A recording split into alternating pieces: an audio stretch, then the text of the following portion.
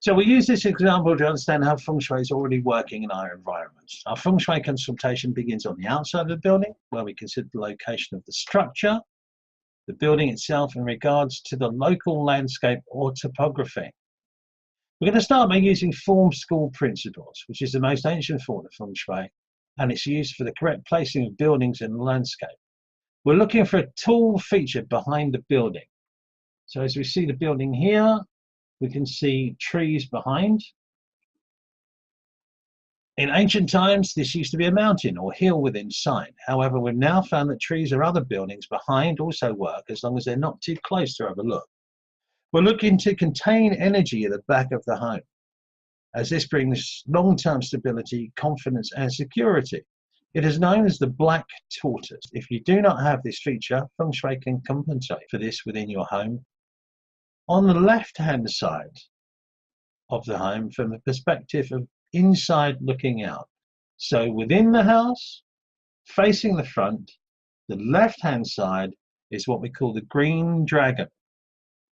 And that should be about a third less than the black tortoise behind. This supports the males of the home, as well as promoting creativity and enhanced potential for all.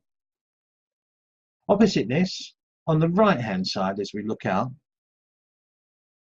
is the white tiger. And this wants to be about half the size of the green dragon. In this example, if this is slightly more prominent, it can mean female domination, hesitancy in making decisions, as well as limited growth, all of which can be fixed within the home by simple room arrangement.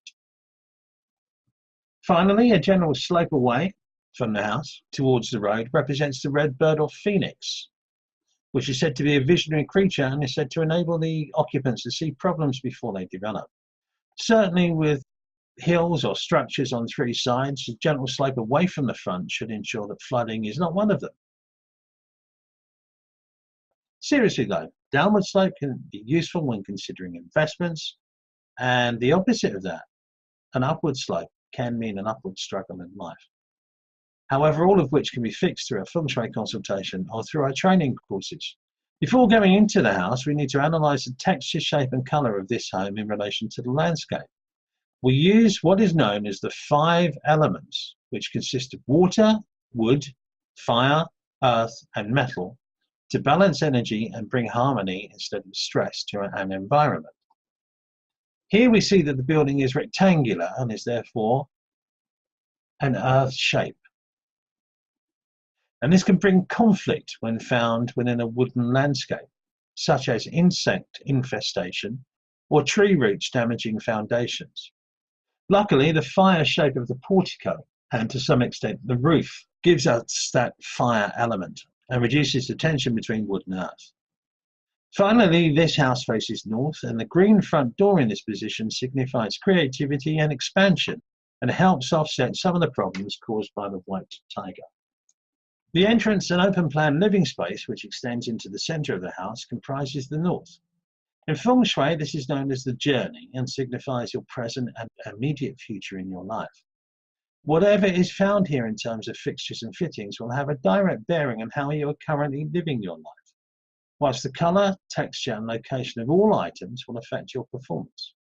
Here we can see that the pictures on the wall signify excellent management with everything in its proper place. The shape of the picture frames is perfect for establishing and realizing ambition, whilst the white and grey walls and white ceiling help the energy to flow, and this provides all the drive and resources to accomplish them. The wooden floor then adds a touch of creativity and fulfillment, indicating the occupants should be both happy and successful.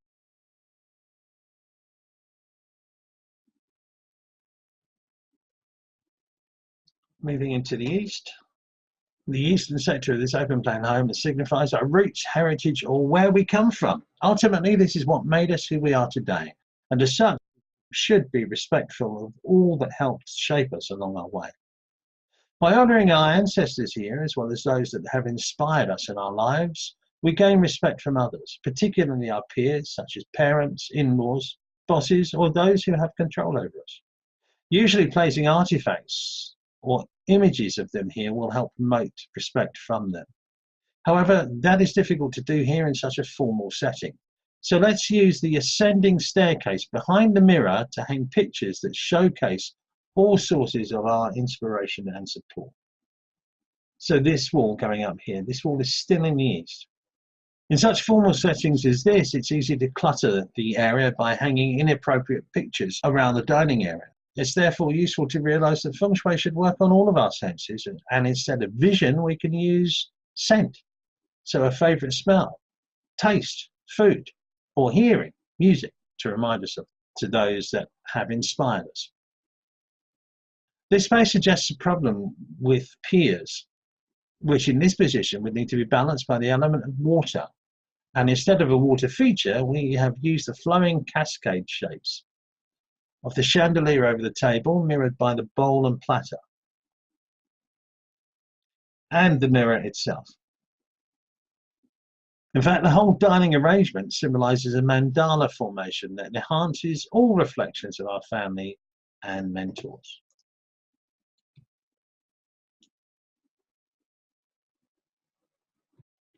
This is the northeast, an area of quiet reflection or contemplation. It's well furnished with a comfortable sofa and chairs. This area has a direct influence on our direction in life and how we react with our partners and outside world. As such, it is best to keep it tidy, as any clutter here represents barriers that stop us from tapping into our inner essence, to our natural direction in life. The colours and textures work well in this location, and a mountain would make a suitable picture to go behind the sofa, whilst the formation of the structure on the right-hand wall points to natural development.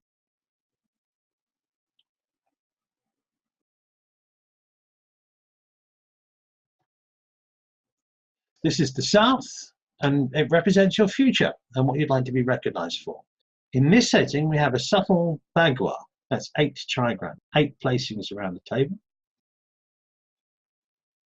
and 3 eccentric circles, representing Hepan on top, Earth on the bottom, and Man in the middle, which as a professional feng shui master, that works for me. In terms of elements, the earth-colored furnishings support the rounded table and seating, whilst the patio doors allow natural sunlight to enrich the area. However, the most useful aspect of this setting is that in an open plan home with a front door in line with the back, a rounded structure is essential to allow energy to flow across the space, not just along it, from one side to the other, instead of out the rear door. Let's continue.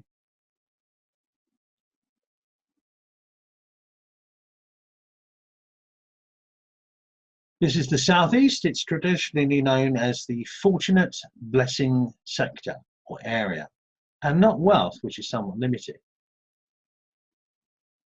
It is an area where you take stock of the many ways in which your life is blessed, and in that way you find fulfillment and happiness instead of coveting what you do not yet have. As health is perhaps our finest blessing, what better way to celebrate than by having the kitchen here? Preparing the freshest ingredients, then eating our meal with perhaps family or friends is truly a pleasure indeed. Quiet reflection and viewing the garden through the window while sitting here reminds us that we are an integral part of nature. Reflection also helps us balance the energy flow between the wood of the sector and the metal finishes of the cabinets and appliances, as without it our natural flow is somewhat restricted. Reflective finishes help boost light and heat around the kitchen, which assists energy flow. Similarly, the flowing shapes in the light fixture helps too, as does more glass, flowing shapes, black, dark blue or purple colours. And the water element taste is saltiness.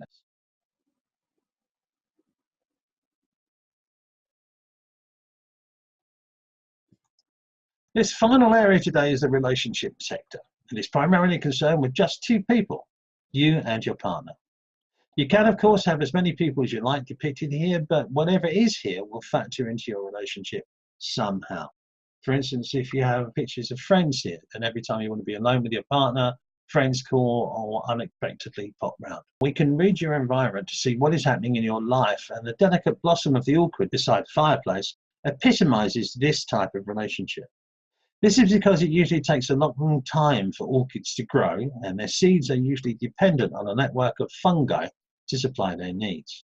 This symbolizes both partners coming together in later life after a successful career with plenty of travel and cultural interests.